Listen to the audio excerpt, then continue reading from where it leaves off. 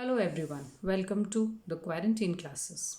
Today we are going to study the third poem from the book First Flight for class 10th. The name of the poem is A Tiger in the Zoo and the poet is Leslie Norris. This poem contrasts a tiger in the zoo with the tiger in its natural habitat, that is the forest. The poem moves from the zoo to the jungle and then back again to the zoo, and we all can actually relate to the condition of the tiger because nowadays we also are not allowed to move freely around because we are all quarantined. And in this poem, the tiger has been personified. He stalks in his vivid stripes the few steps of his cage. As we all know, in the beginning of the poem, the tiger has been seen in the zoo and he stalks. Stalking is walking angrily, walking very proudly, like the tiger does. It has got a beautiful walk, majestic walk. It is stalking in his vivid stripes. As we see the tiger, we are able to recognize it by its stripes of black and yellow, the few steps of his cage. Since the tiger has been put in the cage, his movement is limited to and fro. His freedom has been curtailed, so he cannot walk more than few steps in the cage itself. On the pad of velvet, quiet. Pad of velvet is a metaphor which is used to describe the soft nature of the heels of the tiger's paws. We all know metaphor is a figure of speech where the words like as and like are not used, like they are done in the case of simile. And the tiger is walking very quietly without making any noise, since its paws are velvety. In his quiet rage, the tiger is very angry because his freedom has been curtailed. He has not been able to move around freely. He is not able to hunt. He is not able to do what he wants, and that is why, though he is very, very angry, still he is not able to express his anger because he is absolutely helpless. He should be lurking in shadows. Lurking here means hiding. He should be lurking in shadows. When the tiger is in the jungle, it usually waits very secretly for its prey, sliding through long grass. You might have seen in movies and even on the Discovery Channel that how the tiger is moving. The tiger moves very quietly in the long grass and it attacks its prey suddenly near the water hole where plump deer pass.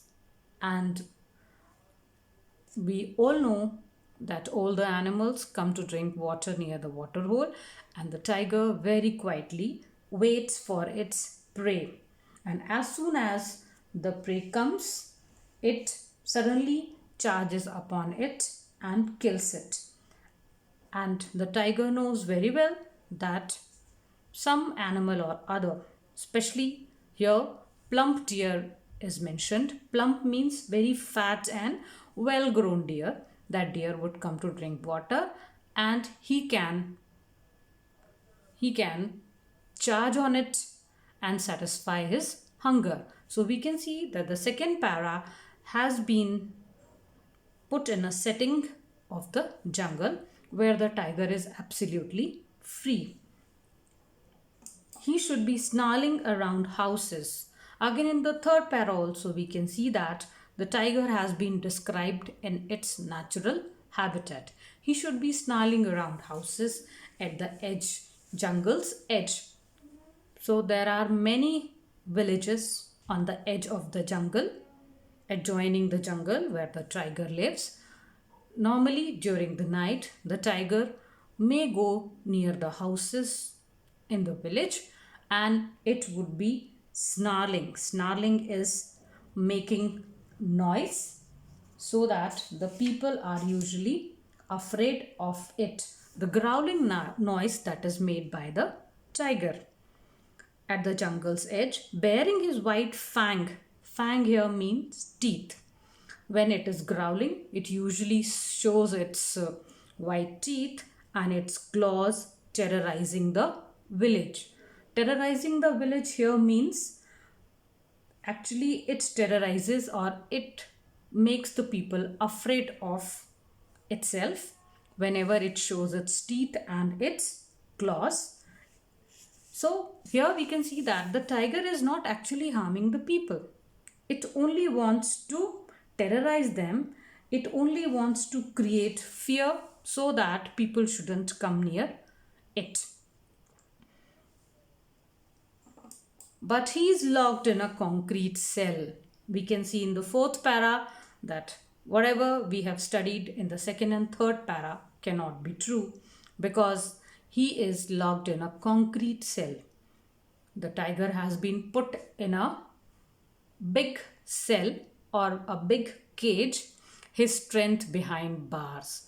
The tiger is very, very strong, very powerful, very ferocious animal, but all his ferociousness, all his strength has been put behind the bars. It cannot show it. Stalking the length of his cage, ignoring visitors. And that is why the tiger is very angry and it is not paying any attention towards the visitors which come to see the tiger, and it is simply stalking, again is walking the length of its cage. The tiger is very restless. It is not able to control its anger, and that is why it is ignoring the people who have come to see it, and he is just simply moving to and fro the length of the cage. He hears the last voice at night, the patrolling cars. And if the tiger would have been in jungle, he would have been waiting for his prey. He would have been roaming around freely and he would be able to hear lots of voices that are usually heard in the jungle. But since the tiger is in the zoo, he hears the last voice, and that is the patrolling cars.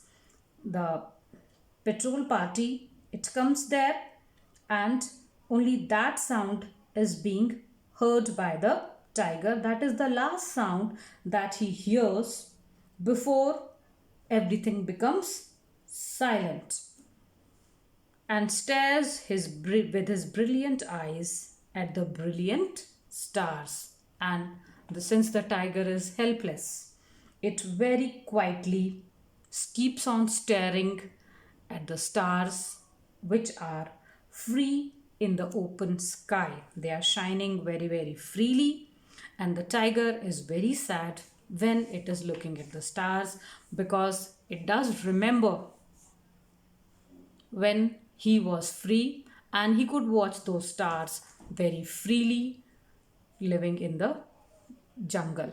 Thank you.